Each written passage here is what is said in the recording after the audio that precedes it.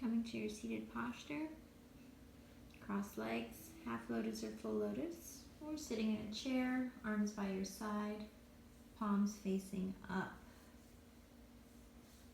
So take that deep breath in through the belly, engaging the diaphragm, filling up the lungs fully and completely, retaining the breath for a second or two, and then slowly exhale as you contract the ribs and let out the last bit of breath as you pull that belly button in towards the spine. Starting all over again, taking that deep breath in through the belly, filling up the lungs, retaining the breath, and exhale. Allowing each breath to get heavier and heavier as you sink deeper into your meditation. Today we're going to continue with part 3 of Malcolm Gladwell's David and Goliath. And we left off with the advantages of disadvantages and the disadvantages of advantages. Basically, we explore the consequences of the two and ended with what does it take to be that person who doesn't accept the conventional order of things as a given. So, Malcolm Gladwell is telling the story about Vivek Ranadive. His basketball team played in the National Junior Basketball 7th and 8th grade division, representing Redwood City. Because Ranadive had never played basketball, he recruited a couple of experts to help him. First was Roger Craig, a former professional athlete who worked for Ranadive's software company. And then Craig recruited his daughter, Romitra, who played in college. Redwood City's strategy was built around the two deadlines all basketball teams must meet in order to advance the ball. The first is the time allotted for the inbound pass.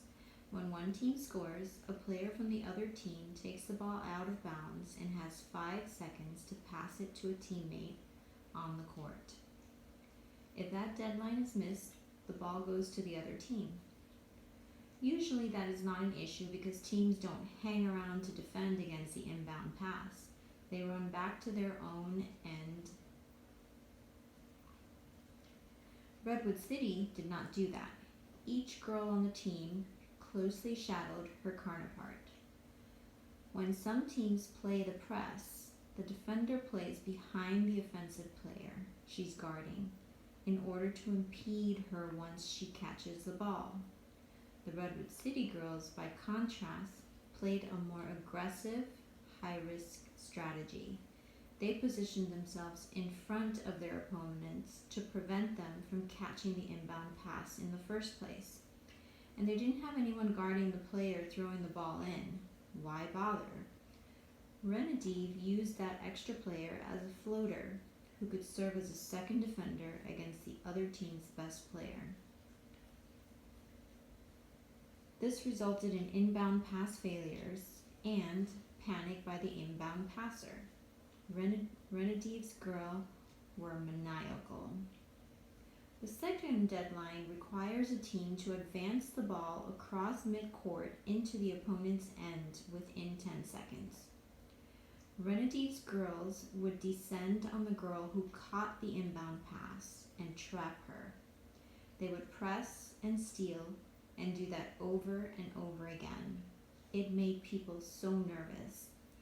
And there were teams that were better than they were and had been playing a lot longer. And they would beat them.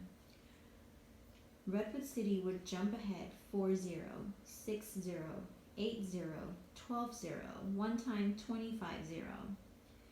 Because they typically got the ball underneath the opponent's basket. so they rarely had to attempt the long-range shots that required skill and practice. Romitra said the defense allowed them to hide their weaknesses. They hid that they didn't have good outside shooters or a tall lineup. They were getting steals and easy layups. Redwood City's girls attacked the inbound pass, basically. Just the same way David refused to fight in close quarters, the girls of Redwood City used the same tactic. They defended all 94 feet of the court. The full court press is legs, not arms, whose assets are movement, endurance, individual intelligence, and courage. It's an exhausting strategy.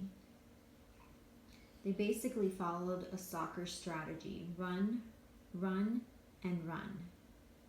They were fit and had a basic understanding of the game, but lots of attitude. The whole basis was to try harder than everyone else. Many people in the world of basketball don't believe in the press because it's not perfect. It can be beaten by a well-coached team with adept ball handlers and astute passers. Even Renadiv agreed. All these objections miss the point. If Renadiv's girls had played the conventional way, they would have lost by 30 points. The press was the best chance the underdog had of beating Goliath. Logically, every team that comes in as an underdog should play that way, shouldn't they? Why don't they?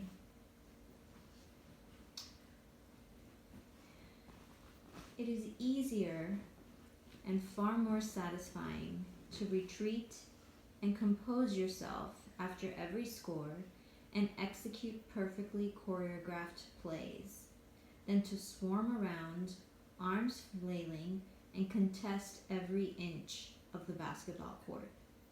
Underdog strategies are hard.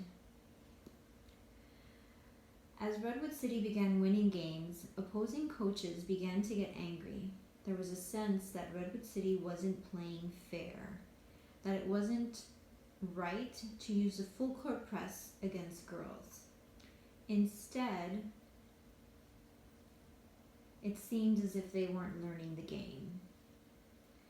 They would scream out to the refs, "That's a foul," but they were just playing aggressively. All the qualities that distinguish the ideal basketball player are acts of skill and finely calibrated execution. When the game becomes about effort over ability, it becomes unrecognizable. You have to be outside the establishment to have the audacity to play it that way. Malcolm says that we spend a lot of time thinking about the ways that prestige and resources and belonging to elite institutions make us better off.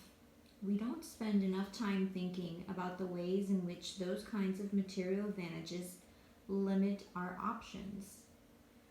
Renadiv stood on the sidelines as the opposing team's parents and coaches heaped abuse on him. Most people would have shrunk in the face of that kind of criticism. Not Renadiv. He had never played basketball before. Why should he care what the world of basketball thought of him? Much the same way David was a shepherd and had no stakes in the finer points of military rituals. At the Nationals, the Redwood City girls won the first 2 games. In the 3rd game, the ref did not believe in playing to deny the inbound pass was basketball. He began calling one foul after the other. The 4-1 ratio was painful. Renadiv called the press off and the girls lost the game.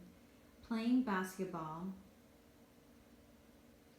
way basketball is to be played, but not before proving that Goliath is not quite the giant he thinks he is.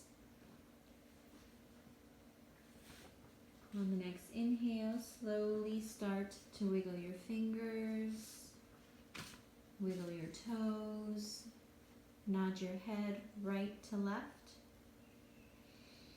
Taking one long deep breath in through the nose, and on that exhale, gently open your eyes. Namaste.